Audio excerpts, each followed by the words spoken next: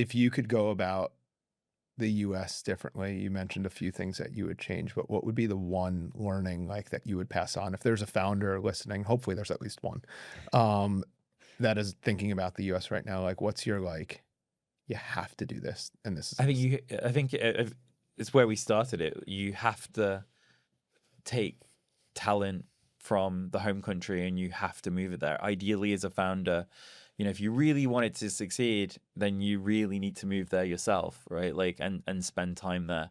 I think the founder going there and being based there and then doing all of that work on iterating with the potential customer base on ICP and messaging and getting really the right niche and positioning and seeing that work out with high win rates before you put the foot on the pedal and then start hiring out sales talent. Like the sales talent should be coming into, a, small pipeline that has high win rates and Yep. a very clean ICP, right? Like Absolutely. that. If that doesn't exist, you should not be putting the foot on the pedal. You shouldn't be Yeah. hiring sales talent. If that doesn't exist, you really have nothing, and you're really going to waste everybody's time and money for bringing capital in, trying to Yeah. accelerate from nothing. What other signals would you say, like your tele UK or European founder, that are like, yeah, we're ready to get into the US. You have those win rates. What else would you look at? Like, what's an honest signal that, like, yes, and then like, maybe you don't have quite what you need yet.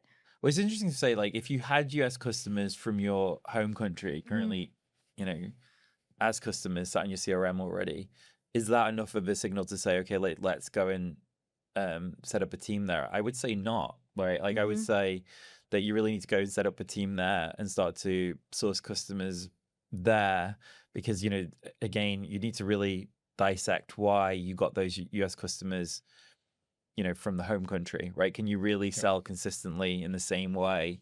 That can kind of trick you, right? Especially if you've got like kind of US names that have, set up in Europe and then you've got a US name, but bought, from their European base they bought, So right? they bought, we have Pfizer as a logo, but it's really Pfizer's office in Amsterdam. Not Yeah, like, exactly. Yeah. So, and then again, it's just the scaling is different. You need to get used to the cost of the hires. You need to really reposition all your materials with a US face, like in terms of the US voice, one of the lessons from our marketing team was just that, there needed to be a US seller on the marketing.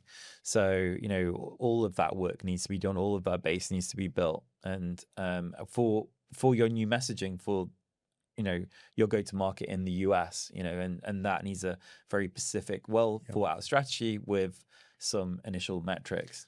It's funny. We're like a really picky country. Like even if something's written in British English, there's two ways it gets viewed. If somebody understands that, they're like, well, you've just been lazy with your marketing, and that should be a Z or a Z, not an S. And there's probably a large portion of the country still that like doesn't understand that and just assumes that you made a spelling error in your marketing. So yeah, it's tricky. Got to navigate it right from the marketing front too. It's a very competitive market, so like everything has to be like sharp, right? Yeah. You're gonna make mistakes if that is, you don't have the full machine spinning in some basic form in the US.